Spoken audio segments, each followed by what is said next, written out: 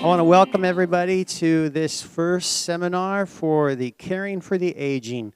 Many of you have had to care for somebody who's in their elderly years. You know that it's a tough time.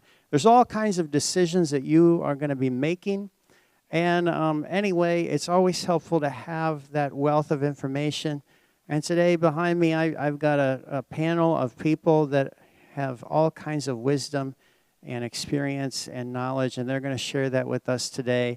I believe that the elderly that we have before us, I'm the product of many of them who gave to me when I was a child, when I was a young man, and even now in my 40s, and I'm so appreciative. I want to honor those around me who are elderly and just give them the best care that we can give, and that's why we're having this seminar tonight. So anyway, I want to introduce to you Susan Lowe, and she is the owner and operator of a senior retreat. So Susan, thank you. Thank you.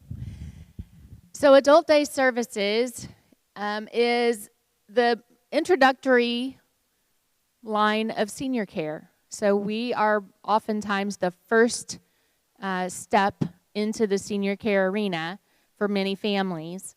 So Adult Day Services offers Monday through Friday, and some offer Saturday hours for your loved one to come while either 3 hours a week or 9 hours Monday through Friday. So it's conducive for that working family caregiver so that they can maintain their careers. And it's also a wonderful service for the spouses that just need that much needed time off and respite and break. So Adult Day, a senior retreat, we operate in 3 communities, Martinsville, Franklin, and Plainfield. We operate, and we're just trying to keep seniors, who we call our friends, active with peers while their loved one is away, whether that's for their own health care or their careers. I'm going to pass it on to Jessica for home care. Hi, I'm Jessica. I'm with Senior Helpers. So what we do is we're the non-medical home care. So we'd come in and we help with things like light housekeeping, meal prep. We can do transportation, different things like that. We also help with the personal sides of care, so whether that be showering, bathing, incontinence cares, things like that. We also do home safety assessments, so we can come in and look at the house, look at, your loved one, and see how safe they are in home, how likely they are to go into the hospital within 6 months. So that's a great benefit. All right, so here is Lynsie, and she is with CenterWell. Hi, I'm Lynsie. I'm with CenterWell, and we are the skilled side of home care. So we can do your skilled nursing, physical therapy, occupational therapy, speech therapy, social work right in your home. We can do things like cardiac care or wound care. We can also do your orthopedic rehabilitation. So if you have like a hip surgery or something like that, we can come in and do that. We also help with like medication management, cardiac care, pulmonary care, diabetes management, and it's ordered by either your doctor, a hospital, a skilled nursing facility. So it has to have like a specific order in order for you guys to utilize your home health care benefit. And I'm going to turn it over to Gina James with Main Street Hospice. Hello, I'm Gina James with Main Street Hospice and Palliative Care. And tonight I'm going to be talking to you folks about our services with palliative care. Just wanting to make sure that you utilize all of the benefits that's out there for you and for your loved ones. And making sure that you understand it's your choices that you have, and making sure that you are aware of all the choices that you have out there for you. I like to think of palliative care as the bridge before you need hospice services. And for many, many years, as probably a lot of you have heard and felt, that hospice is a dirty word. It's not. And Right now, though, I want to talk specifically about the palliative care that we offer. It comes to you wherever you are, if you're at home, which all of us would like to remain at our home, right? We don't want to go to a nursing home or any place else toward the end of our life. We want to stay in our home where we're comfortable and know the ins and outs of our home. So that's what we try and do. And we come to you, we service your needs with a nurse practitioner that comes, and it's a individualized care plan of services, but it's your choice. You direct that care that you receive. So now I want to hand this over to Amy Webb with Paradigm, and she's going to talk to you about hospice. Thank you. Hi, I'm Amy Webb. I'm with Paradigm Health. It says Paradigm Health because that's what we're called, but it's hospice and palliative. And I am the one to talk to you about the not dirty word hospice. So I think there are a lot of misconceptions about hospice, and that I believe most people believe that it is still the you come home from the hospital, you only have a couple of days left, and then that's when you bring in hospice, and that is not at all what hospice is now. It is actually there to benefit not just you, it is also there to benefit your family so that they can better care for you at home as well and make you comfortable.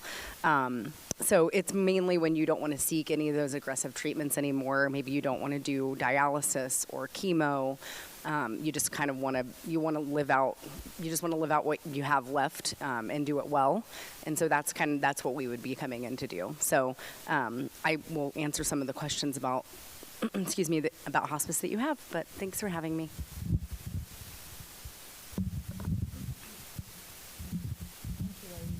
Thank you, ladies.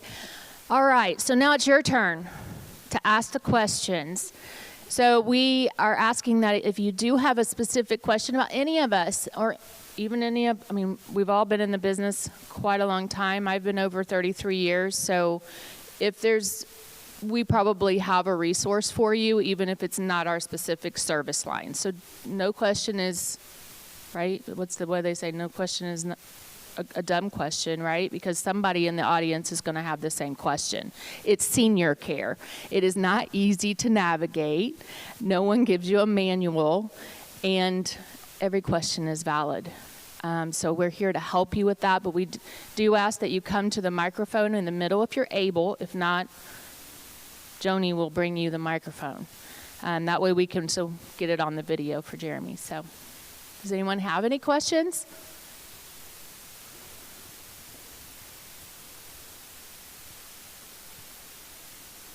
How is this paid for? When we are needing the help, Yep. Where does the money come from? Okay. From us or? A little of both. Okay, so we'll pass the mic down. So the question is, how is it paid for, right? Next Sunday, a lot of those questions would be answered on how to get it paid for, but we'll go down the line and tell you what our payer sources are. So for adult day programming, all three of my centers are Pathways, Medicaid waiver eligible. So if you are so fortunate to be on the Pathways, prior to Pathways, you have services. The system's a little different since July 1st. It's not as friendly as it once was. So we're Medicaid eligible for all three of the adult days. Most adult days are Medicaid eligible. My Martinsville location is a VA certified program.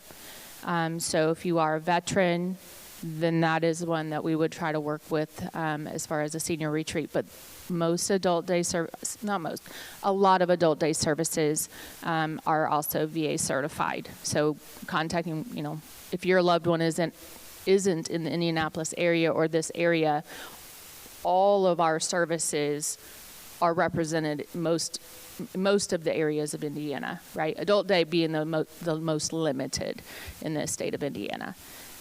So private pay, so I help families if they have long-term care insurance policies to help get that billing criteria to the long-term care insurance company so that you can get reimbursed for any services. My program ranges from $15 an hour to $25 an hour. So Very reasonable when you consider the cost of other senior care options like assisted living or nursing home. So we want to keep that money in your pocket, and we do anything from 3-hour visits once a week to 5 days a week, 9-hour days when the family caregiver is working. So that's how adult day services are paid. So home cares are paid very similarly. So we do private pay as an option. We also accept the Medicaid waiver and pathways. We also accept VA benefits. So if you're a veteran, you have ample benefits available to you. We also do take long-term care insurance, and we help get the billing set up for that as well. That way you can be reimbursed. But those are the primary ways. So with skilled home health, we are actually covered through your Medicare Part A benefit. So, and that includes like if you have like a Humana replacement plan or something like that. So skilled home health companies are all different on the insurances that they take. So you just kind of have to do some research, talk to your doctor, talk to the hospital caseworker, whoever you're working with, and they'll be able to help you kind of navigate what companies take what insurances. But we do work off of your Part A benefit, and then we also cover VA benefits as well. So palliative care services is paid for by your Medicare B plan, Medicaid as well, and also your private insurances.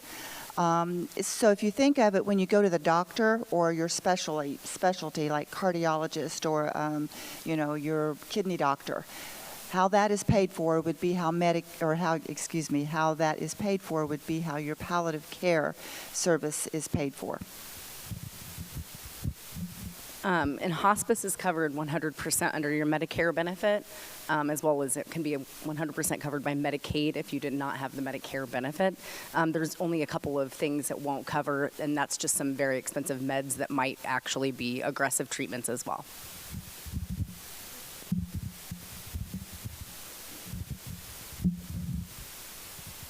All right, who's next?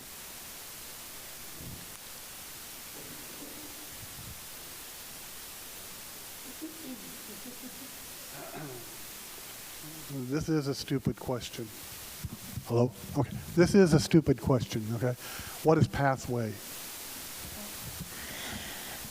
Very good. Pathways is the Indiana Medicaid program for the state of Indiana. It was renamed July 1st.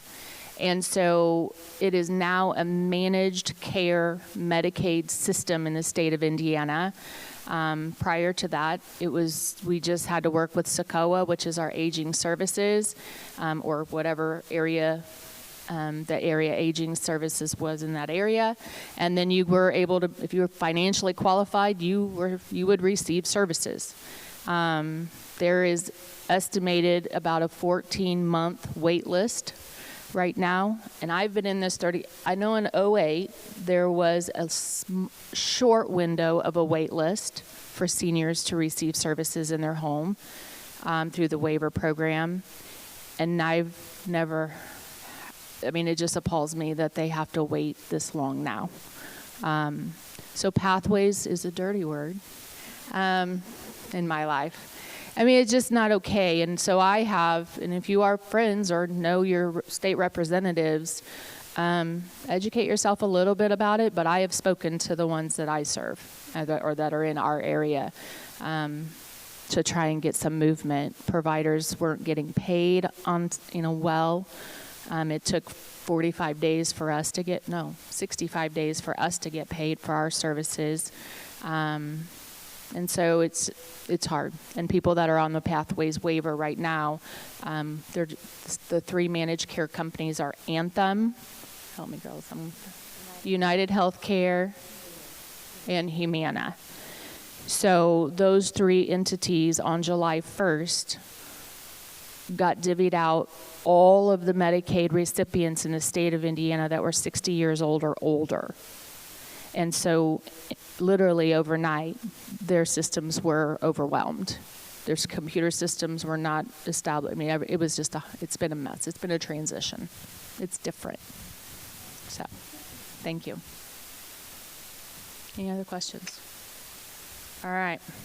Well, yes. So that's called now the health and wellness waiver for anyone under 60. So they have a longer wait list. Yeah. So they have a much longer waiting list.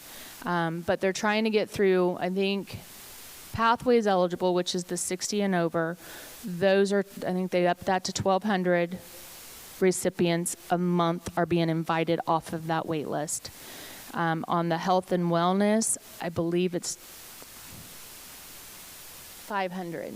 I think it's a total of 1,700 are invited off of the wait list each month. So we're trying to dig away, and it was much less than that. So October 1st, the legislation is at least helping us raise that number. All right. So let's go, Jessica. So with home care, what type of background checks do you do on your staff? Right, so that's a great question, and we get asked that all the time. All of our caregivers and internal admin staff get a lifetime federal and state background check. So it's not like your typical where they only go back 7 to 10 years. We do for their entire lifetime. Yeah. Wow, that's great. Yes. Wow. Yeah, so we've had many times to where somebody comes in and, they're applying and they may not think about it and they may have a criminal charge from when they were 18 and say they're 62 now. And we look at everything, so. All right, I have prepared questions, but anybody else? I want to hear yours first. Yes, ma'am. The lifetime background checks?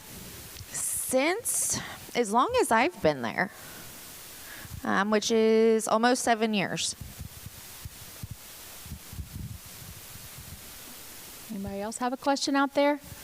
Joni's, she's coming.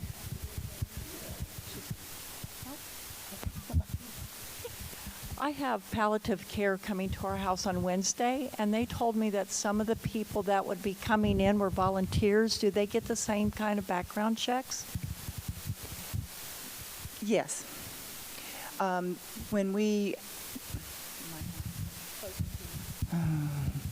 Yes, we do background checks at all of our with all of our people. Okay. So yes, the volunteers go through background checks as well as all of our employees.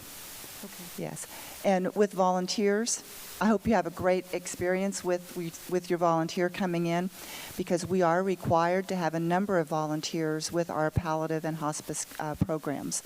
We are required by Medicare to have a percentage of volunteers that go out there and help, with whatever you need help with. Not hands-on care, but if you need somebody to just sit with you or do grocery shopping or whatever you need, there again, it's individualized care. So yeah. That's good to know. Thank you. You're welcome. They cut grass too, or?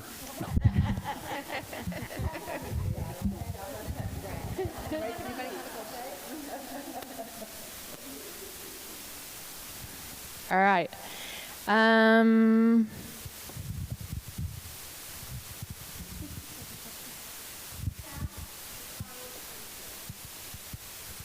Okay. So Kimberly says staff to client ratio.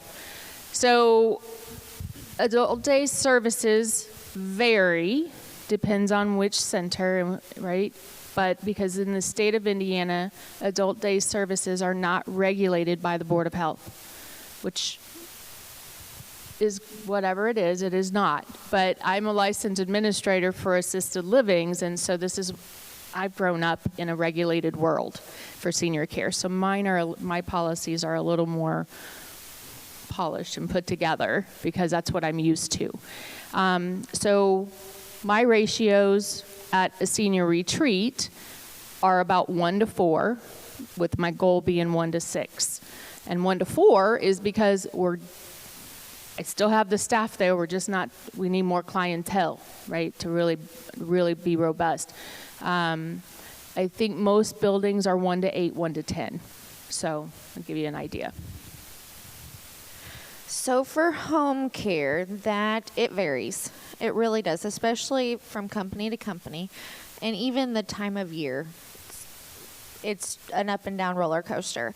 Right now, we are probably at 1 client to every 1.5 caregiver, which is fairly good. A lot of times you'll have maybe 2 clients to 1 caregiver. So it varies. So with skilled home health services, we are a little different because we have to have those specialized nurses, physical therapists, occupational therapists. We can use physical therapy assistants. We can use occupational therapy assistants. But just so that you guys know, Medicare guidelines only allows 3 of those services to come out like in a week across the board. So we can only do 3 visits, maximum a week between all disciplines. So if, let's say, you have something specific like a wound and you need a little more care, you're probably going to see your nurse more than you would your therapist.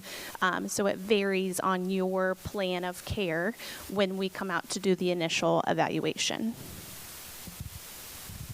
So pretty much an answer to your question with the palliative care services, that is difficult to answer because we have, like she does with the skilled services, it varies on your choice and your plan of care. So, our nurse practitioners come out with palliative care, and they do it, I know a lot of palliative care programs do it like once every 60 or 90 days.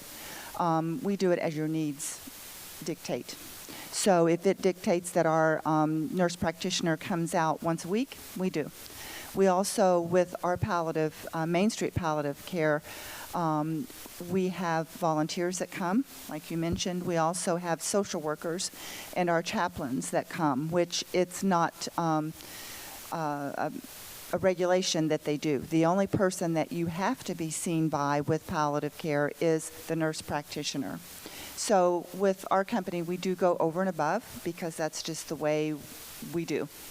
And so, that's all I can speak to is I'm just speaking to palliative care services. But we do what your needs based and directed by that care plan. Okay? So ours is kind of the same.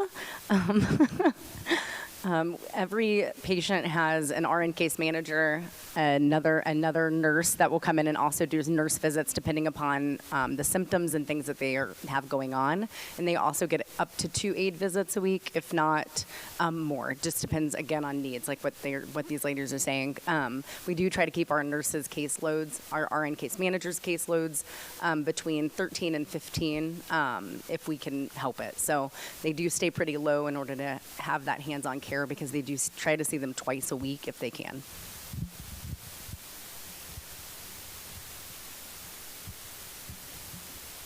Who can receive palliative care, Gina?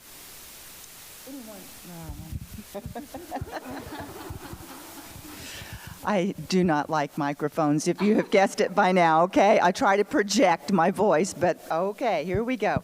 So palliative care services can be provided in any care setting, and they can be received by anyone that has a diagnosis that is where you're pursuing medical treatment.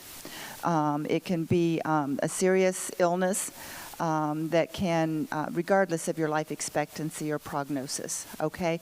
So that's who can receive the services. And with those services, you are able to continue to go to like kidney dialysis. You're able to go to your special doctors for treatments. So you're still at that kind of curative stage with your illnesses and diagnosis. So that's who can receive it, and that's how much you can receive. So. Does anyone have any questions about any of the other stuff that's covered?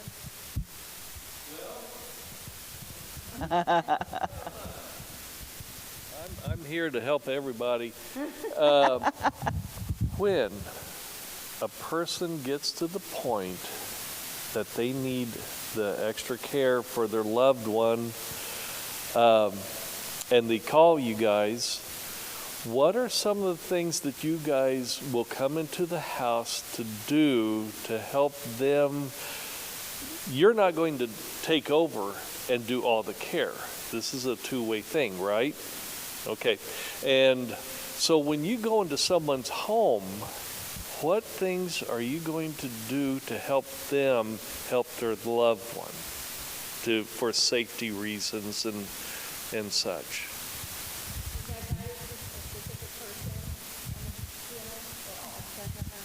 All of you, whoever's got the best answer. So with hospice, they will have an RN case manager at least twice a week. So when they're in the home, what they're doing is more they're checking on their symptoms. If we need to do some wound care, we'll do wound care. If they're having any, so the other thing is if they get there and they're having out of control symptoms of any, it doesn't matter what they're having. I mean, and sorry, we all already ate, right? Diarrhea or constipation, it doesn't have to be pain. They will stay with them until that is under control because technically they're not comfortable, and that's the point of hospice, right? And then the aides will come in and they're there for at least an hour. If not, sometimes they will stay longer if they are needed. And they do showers, toileting, getting them up and ready for the day, or coming in later in the day to help get them, ready to go to bed, especially if they're sundowning, they get in there earlier. We also have social workers. I tell people add a social worker on, even if you have someone in a facility, because our social worker is your liaison for you and your loved one, not for that facility, so they speak for you. We also have chaplains. Everybody comes out as needed, and then they all do have specific things. The social worker is not going to give a shower, but they will help you apply for VA benefits, or they'll help you apply for the pathways. So, they all have specific things. Okay. Yeah. But to set the house up, because with the palliative care, that's a progressive thing. Yeah. When family member or members call you guys, you have like a social worker. I'm trying to remember who it was, but they come to the house and they look at the house for safety. Call it occupational therapy. Occupational, they'll tell you like the bars to put up, the rise on the toilet seat. These are little things, but very important that you guys are paramount, very important in the safety of the patient and the patient's family for the caregiving, because it's not just you guys that are giving all the caregiving. This is a two-way thing with the family and you guys. We're helping out one another, right? And so what things do you look at the house and the patient's room, the bathroom, for the safety things? Yeah, so for hospice, and it will be different because usually when hospice is brought in, you've already had all the other experts in your house probably. But when hospice comes in, we will look at the things that have already been put in place. So a shower chair when home health was there, a toilet riser, but then we'll add additional things. So upon admission, they would go through and they'll check on stairs. Okay, well, do we need to try and get a chair lift? Do we need to get a walker, a bedside table? Do we just need to order a hospital bed so they're not walking up and downstairs? Do we need to order a shower chair? So we will do those things if they're not already in place. And yes, they do go through upon admission and do that on a hospice side. So with palliative care, it's pretty much when we go into the home for you to receive palliative care services, we're looking at those things as well. So if there's anything that was missed from previous, because like Amy said, when palliative care comes in, it's palliative care or hospice making that determination which one you're going to meet that criteria for. Okay, so, and your benefit would be greater with the hospice services versus the palliative care. But like I said, palliative care is a bridge to kind of before you get to the hospice services. So when palliative care comes in, more than likely you've had home health care in your home, you've had the therapist in the home, and so they've made those already, but more eyes the better. So we're looking at the safety features as well. We're looking at rugs on the floor. Do those need taken up? Grab bars in the bathroom and all of those things. The stair steps, are they safe? And we're making recommendations, and that's something that our social worker would make those recommendations to you, and let's get these things in place if they're not already. So it's something that all of us are working together. Even though we're different companies, we all work together. And with palliative care, the nice thing about that is we're able to work with the skilled nursing care and the non-skilled medical services. So with that being said, keep in mind, with palliative care and hospice, you can't have both at the same time. It's either or. However, you are able to go back and forth.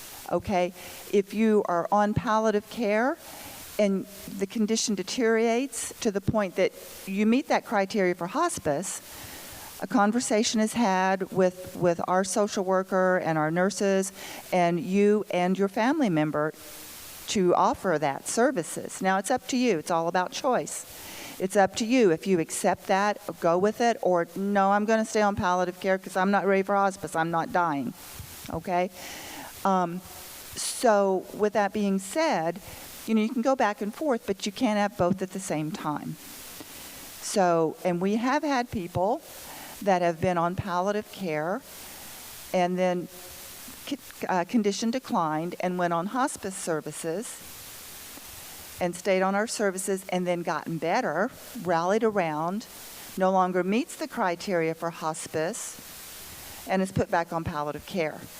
Does that last very long? No, but you're not meeting the criteria for hospice, so it's back and forth, and then if you decline again, then you go back on our services. But it's everyone working together to make sure all of your safety features are in place and making those suggestions. We're just not going to go into your home and remove those things. We're going to make those suggestions. Okay, that, well, this is a safety issue and you could really fall because you're unsteady. You're getting up out of bed, you're trying to go to the bathroom. Let's make it as safe as possible so you don't fall and fracture a hip and go back in the hospital. So it's a matter of all of us working together. Okay. So for skilled home health, we actually provide education to the caregiver. So I will say, for example, if you have a wound, we will provide education to somebody in the home. So the caregiver, whether that's a spouse, a son, a daughter, and we will provide the education on how to care for that wound. If something were to happen and we couldn't get back to you in a timely manner. So it's kind of like a just-in-case situation. Same with like if they were to go home with IV antibiotics. So some home care companies can do IV antibiotics in the home. We just have to make sure that there is a caregiver that's willing to learn how to do it as a just-in-case situation. Our occupational therapists will, if somebody's like worried or scared about going into the shower because maybe they've fallen a couple times in the shower or whatever that might be, they will do a shower assessment. They'll recommend grab bars, things like that, so they'll look at the home that way. We also do a full medication reconciliation to make sure that all medications are appropriate, that they're taking what they need to be taking. And that they have everything lined up. So if they need them put in a pill box or they need something more specific instead of going out to the pharmacy to get them, talking about getting them delivered to the home. So it's easier for the patient to be able to get what they need. So finding ways to help the caregiver be able to take care of their loved one in their home under that skilled guideline. So at Senior Helpers, we have actually a life profile tool that is a home safety assessment that we come out and we just assess the home, the client's well-being, their, medication management. How well are they doing with that? Do they need a reconciled list? We go over things as there are over 167 risks that we assess throughout the house. to see, what could we recommend change, what could we, offer to help with. So we do that before we even start a client. And then as we're with that client, we go in over time and reassess them. That way you can truly see how much safer the home is and how much safer your loved one is. And I don't come to your home. So I believe everything you say, and all I ask is you bring your loved one to us for our adult day programming. But I will share that I've had my adult day for 5.5 years. I have provided more hospice and palliative referrals for my families than I ever have prior to that in my career. The goal is to keep their families home, their loved ones home, and that is my goal for them. So it's kind of my passion is to help find that resource. And the ladies up here are just a handful of the resources that I have referred to my families. And I have had families that have had all of these providers and multiple at the same time, right? Because it gets harder depending on the diagnosis, but 98% of my clients have some form of dementia. Right? It does not get any easier than it is today for that caregiver. So how can I be a better resource by introducing them to services like Jessica? Or if I see them declining in their physical gait, I need to send a referral over to Lynsie or to home health care. So in the same down the line. So as I see a friend, which is what we call our clients, as we see a friend starting to decline, we're having conversations with the families so that we can offer additional resources. And many of my clients, they're on hospice or palliative care because they've aged through the program. They're progressed and they need more services in the home. And they're not going to get better, unfortunately, right?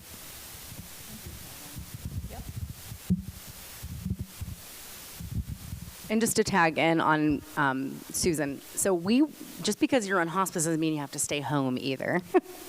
So I know at least one patient of mine that does go to senior retreat still, and then I've had several that I will actually give out referrals because it's really, really good for caregiver burnout, especially if you're there all day, every day with your loved one, and if they have dementia.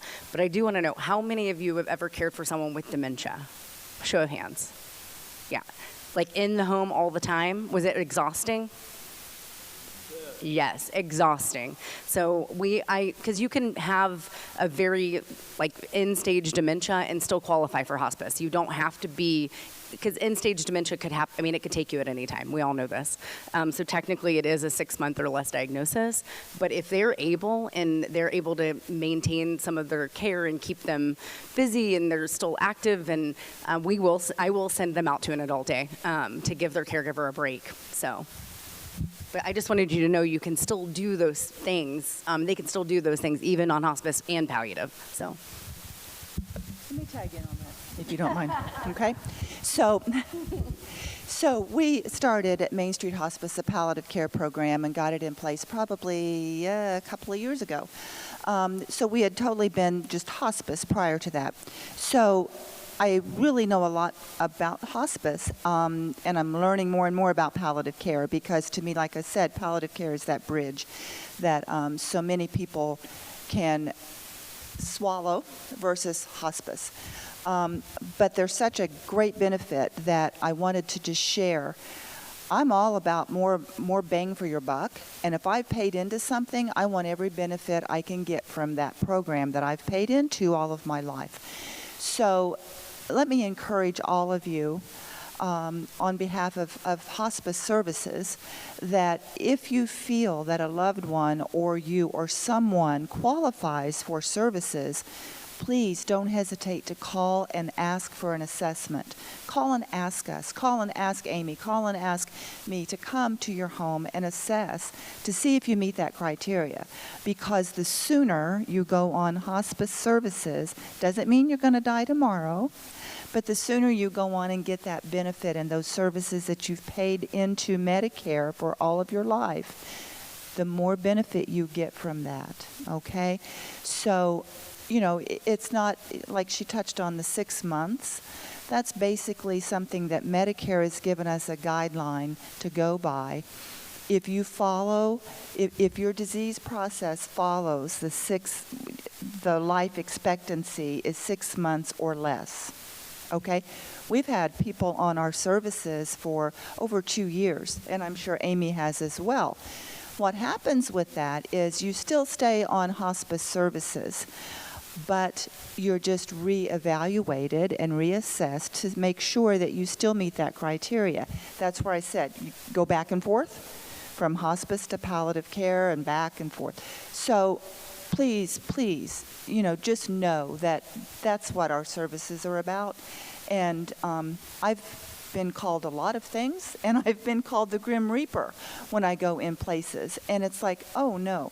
So I know that all of us up here are so thankful to be able to talk to you folks and to tell you and explain what it's all about. Because, like I said, I'm all about getting everything you can for something you've paid into all your life. So, and with hospice services, it is Medicare paid for completely, Medicare A. You pay nothing out of pocket. Okay, and it's such a great benefit because you have your chaplain, you have all of these services that talks you through the processes and helps you and guides you, is with you there, with you every step of the way. And so it truly, because my mother was on hospice services, not with this company because I was in Salem at the time, and that's where she lived. But it's such a great comfort to the family, just knowing what could happen next and going through those processes with you. So yes. Thank you. I will add in, so Amy said with hospice, you can go do things like adult day. So for skilled home care, you have to be what we call homebound. Homebound doesn't mean that you are stuck in your house. You can still go to the grocery store. You can still go to church. You can still go to your doctor's appointments, but it has to take what we call a taxing effort in order for you to get there. So is somebody driving you to those services? Are you using a walker or a wheelchair to get out of your home? Things like that. And that is a Medicare requirement because you have to have a skilled diagnosis in order for you to utilize your home health care benefit. Any other questions?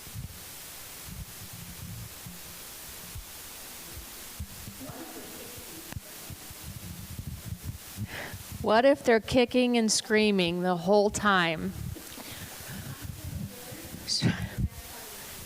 Right.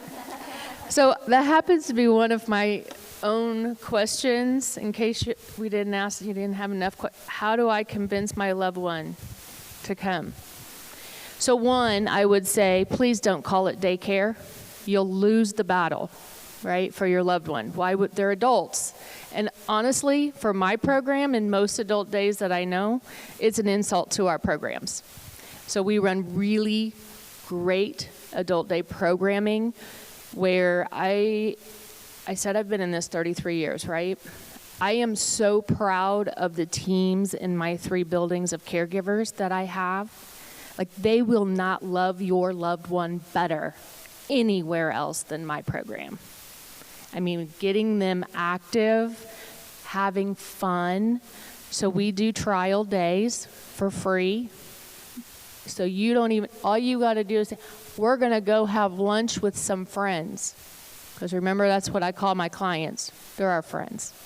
So they're going to come meet new friends. They're going to have a great meal. We cook all our meals in our own kitchens in each of our centers.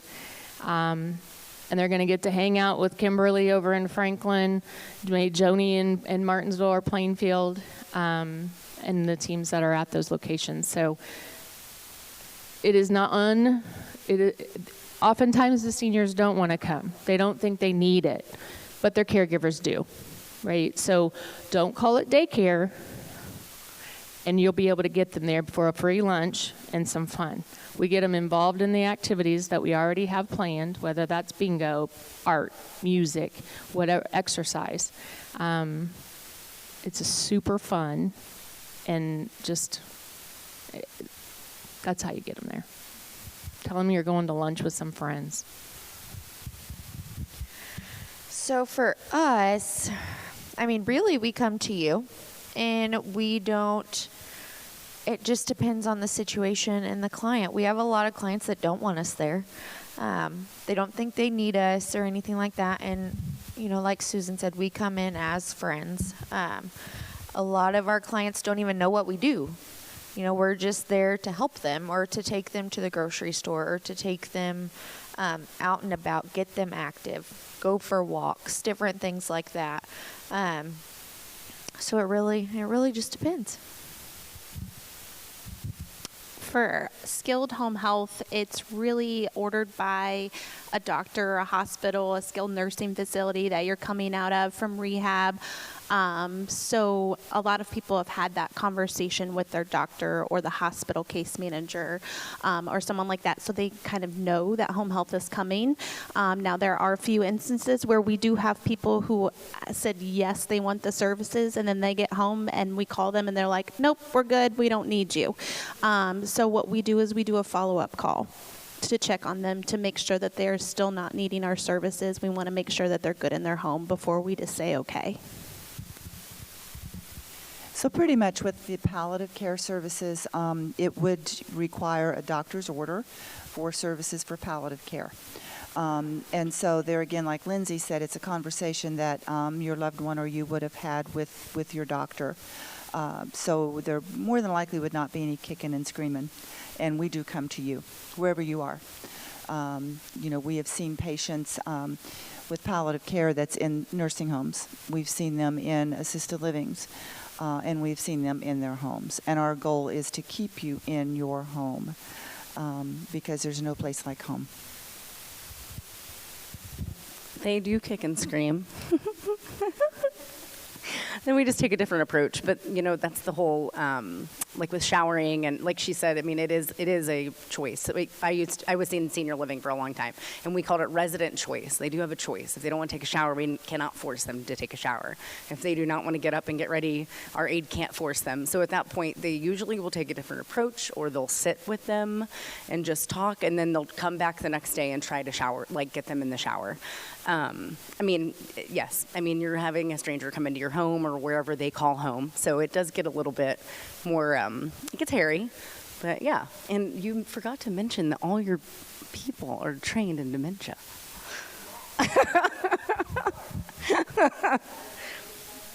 They all just went through virtual dementia training on Monday.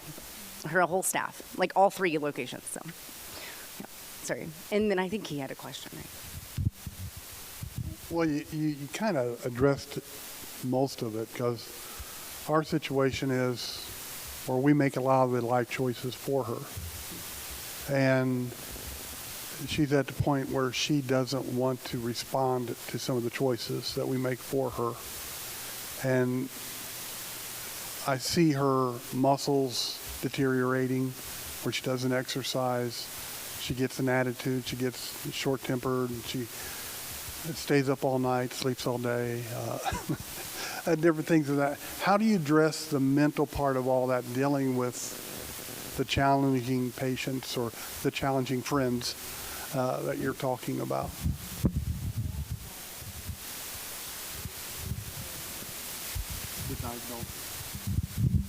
I don't think they ever had a diagnosis, but they put her on the medicine for dementia. And she's already up to a triple dose, but there's no... So can I answer that, please, and pass it on to Susan as well?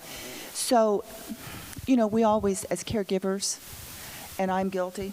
I mean, with my mother, I wanted to fix her. I wanted to fix her because that's my mom. She can't be doing that. But then take a step back. Take a step back and ask, this really isn't the way, if it wasn't this disease or her age or just not feeling good, it hurts, she's tired. Is she hurting herself or is she causing harm to someone else? Ask those questions, and if your answer is no, get on that journey and go with her. You'll be so happy you did, because knowing that this process is happening, you mentioned she's on palliative care, correct? Is this the same? Okay. Okay. So, just embrace the time you have with her and be thankful that you're able to spend that time with her. Now, there again, if she is hurting herself, then certainly you would want to take maybe a different approach and get her mind off of whatever she's doing. And that sometimes is very difficult to do. But I keep going back to when I worked in the nursing homes, we always tried to fix people. We tried to fix them. And I had a nurse one time address a patient that she said she was looking for her mother. And at that point, we've come a long way with our processes and best practices. At that time, it was orient to reality, reorient to reality. No, this is her reality. Where's mom? Where's mom? I miss her. Where is she? And this nurse said to her, how old are you? And she told her, she thought she was like 40-something. She said, well, you're actually 60-some-odd, and if you're 60, then your mother would be like in her 90s, and she's dead by now. Wrong answer. Sent her for a tailspin, and she cried, she grieved, because she thought her mother was alive. She thought she was in her 40s, and her mom was okay, and she was living, and everything was good. She just wanted to see her. And so, me working in social services, I called the nurse over and I said, what did you just do? Look what you did. She's grieving. Now, let's get through this process. Because we had to go through that grieving process and, the whole bit of grief and all of that. And so she said, well, I thought I did the right thing. No. So just keep in mind because everything has changed now with those processes and best practices, So if she's not hurting herself, just get on that journey and go with her. It'll be amazing where she takes you, and you'll be amazed. And I like to journal. So if I could, I would go back to when my mother was alive and write everything down. I didn't, and I wish I had it, because that would mean so much to look back in those journals. But yeah, and it's sometimes doing nothing is doing the most. Sometimes doing nothing is doing the most.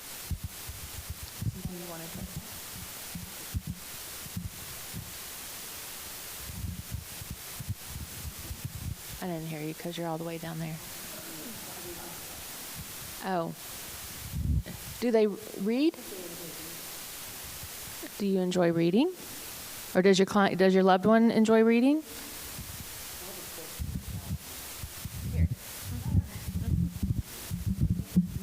Would you read a book on dementia for you, like to help with things? Yeah. No, for you. It's for you guys. It's for you. I don't like to read. Okay. That's why I like to ask before I give out the book. How big of a book is it? It's not very big, but it's a different approach to dementia, and it's actually like what she said, meeting them where they are. I can read a little bit. I mean, it's actually like very fun, quick chapters, and you kind of can like navigate. I have one in my car, and you can take it, and then if you want to, you look through it and pass it on. But I'm not trying to do a plug, but I am starting a dementia support group on my own at Demery Crossing in Greenwood on Tuesdays. I think we're going to do it like the third Tuesday. It starts November 19th at 6 p.m. But I guess there was not one in Greenwood, so the Social of Greenwood asked somebody to do one, so I'm going to do it.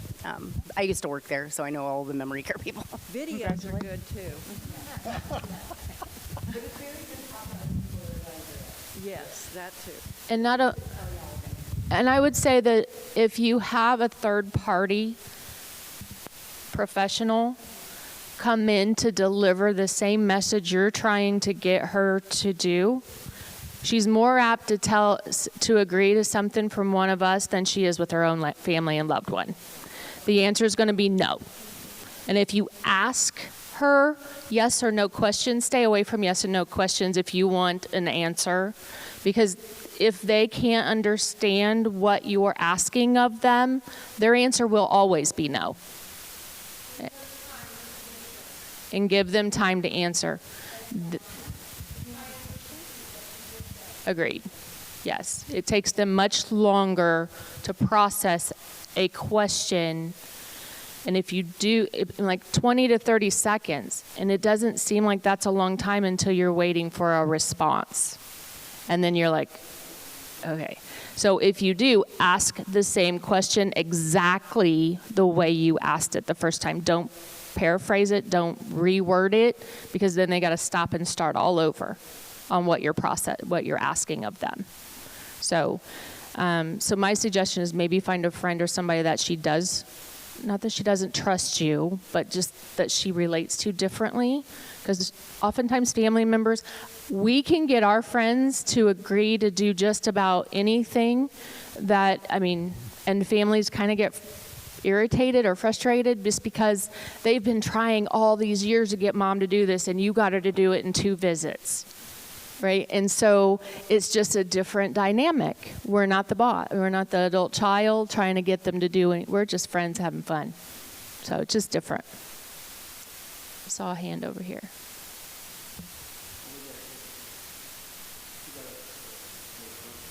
Gotcha. Good. Good.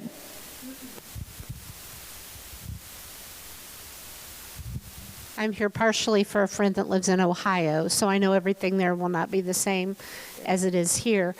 But what do we do post-COVID? I appreciate the good background checks you take as far as safety and no criminal history, all that kind of thing. But how do we reassure people post-COVID to have people come into their homes when they're worried about the health of their loved one anyway? You see what I'm saying? How can I tell her that it's okay to have people come in and help her when all she says is, but what if they're sick? What if they bring something in and mom gets bad? So although we're more of a congregate setting, right, in adult day services, so someone's going to come in. So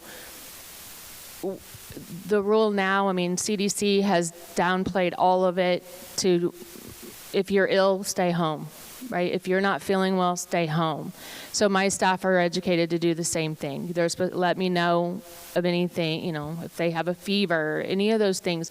We still do temperature checks every morning as friends are entering, because we have found that low-grade temp, families didn't, our friends can't articulate to their adult child or their spouse that I don't feel well. The family just chalks it up to a bad morning. And so when they get to us, if they have that 100.3 or greater, or even a low grade below that, but the body's fighting off something, and so we are at least being able to inform the families. And we do hand sanitizing. Sanitizing checklist way before COVID, just because I grew up in a in the industry. So that's how we do at Adult Day, so that the families feel comfortable bringing their loved one. So with us, there's a variety of different things we can do. We do the, if you don't feel good, just let us know, call in. We'll give you the option. Do you want us to send somebody else out there? Do you want them to wait for them to come back, get feeling better? So you always have that choice. But our caregivers do know, if you're not feeling good, we help a population that doesn't quite have the immune system that we may have. So that is a big thing. If you don't feel good, don't go. If you're running a fever, don't go. And our caregivers are very good about communicating that with us. All of our caregivers also are required to wear gloves. That way, different things like that. If a family is more comfortable, we can still mandate that our caregivers wear a mask. We do that for a lot of families. And then they are trained to sanitize things, wash their hands 100 times a day, keep hand sanitizer on them, different things like that. So we really will do whatever we can do to make your loved one feel more comfortable about us coming in. Yeah, we're the same way. So we have guidelines that we have to follow. We're also, since we are a skilled company, we are followed by the State Board of Health. So we have things that we have to do, such as wash our hands, wear the proper equipment when going into homes, things like that. So we always ensure that the loved one feels comfortable in their home, taken care of, whatever that be, if they want to wear a mask or you ask for shoe covers or, things like that to make sure that they're taken care of. Pretty much the same thing as what Lynsie had said with our palliative services and our staff at Main Street. If they're sick, don't call off, don't come in, because they know the importance of not spreading what they have out there to the seniors who is most vulnerable. So that's just something that's routine and done. We do hand sanitize, and all of the posters that was up during COVID is still up in the office. So it's like, I keep thinking, geez, when are those going to come down? But we do forget, we get lax. I know myself, I find myself not washing my hands at home as much as I used to. It's like, okay, I got to get back in practice. So it's just something that, we just kind of tend to forget. But those things are in place, and we do utilize and implement them. We're the same. I mean, we'll wear shoe covers, wear the full PPE, mask, glove. I mean, our nurses have to wear gloves anyways. That's just a part of, and the CNAs, they have to wear protective gear anyways. So really quick though, are they not wanting someone to come in because of that? Yes. So have they tried talking to the company maybe and telling them that a requirement to come into your home is to wear PPE? I will tell her that would be what I would say. Yeah. Yep. Yeah. Especially if it's someone that's private duty. I mean, you're paying them, they're getting paid private dollars at some way, shape, or form. And so they would be able to accommodate. If not, then you move on to the next company. I mean, make it a requirement if that's what the uncomfortability is. Yep. Sorry, I have no filter. Sorry.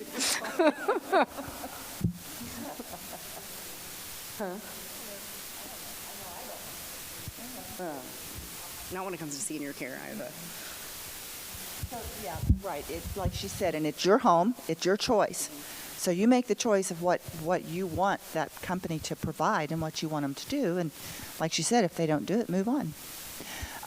I had, and this is just one of my little experiences I've had a while back, someone called and told me, so I want to get rid of the company, my hospice company I'm with, but I was told I can't revoke. What? This company told them that they could not revoke hospice services and move on because it was personality conflict. They just didn't get along.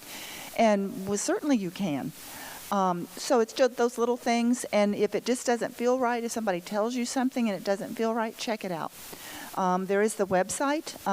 Hospice companies are governed by, we go through Medicare, we go through State Board of Health. They come and inspect like they do every place else. So all of our practices and everything has to be there for them to look at and go through, and we have the guidelines to follow. So if you have any questions and you want to find out about specific, because what I know right now is palliative care and hospice. So if you want to look at the website, go to cms.gov and scroll down and go to the hospice part and hospice compare. You can compare hospice companies and see who's doing this, who's doing that, and the last quarterly assessment and information that was put in there will pull up. And that will tell, where those companies are. 3-star, 5-star, whatever rating. And that's based on surveys that's sent out to the family members after their loved one passes You get surveys, and you answer those and send those back. How well did we communicate what we're doing? How well was our visits timely? How quickly did we do the admission? And several things that is asked, and based on those answers determines what the scores are for those companies. So check it out, be informed. Because I know I've heard a lot of things in my career of healthcare that in nursing homes, I just took the person's word for it that came in with a hospice company and told me this, and this. Well, I believed them. Don't. Look it up. Find out. Question. Because when I started working for the hospice, for Main Street Hospice, I realized most of those things that I was told was not true. So check it out, because it may be the way that this hospice company did their practice and their business, but is it rules? Is it the guidelines? No. Okay, so keep in mind one thing, if I can stress one thing, choices. It's resident choice, your choice, and your right. So just keep that in mind when you're looking at different healthcare services that's needed. What was that website again, Gina? The I'm sorry? website that they can go and compare? It's CMS, and it's CMS? it's a CMS, and it's CMS.gov. CMS.gov. And then you go through, and it's you can look at nursing homes, you can look at anything that receives Medicare money. And they're on there because they're licensed. And so then you go to Hospice Compare. And you can pull up, I think 3 to 5, you can compare at the same time. And the same with nursing homes, the same with assisted livings, all of those, and skilled care as well. So yeah, it's just being informed, being a savvy consumer. Yeah.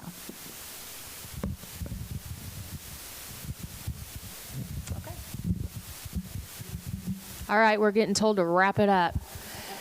So I would thank you for coming out this evening to learn a little bit more about your options for senior care when your choice is to have your loved one stay at home as long as safely possible.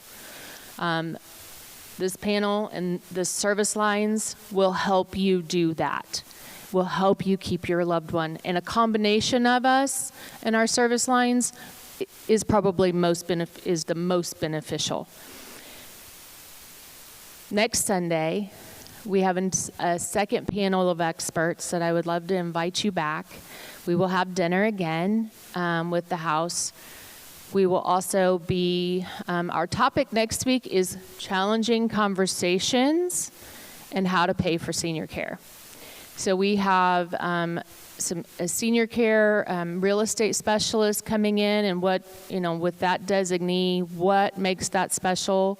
We have some friends in the industry, Rosie and Theo. Theirs is Seniors Homes, Hearts Homes.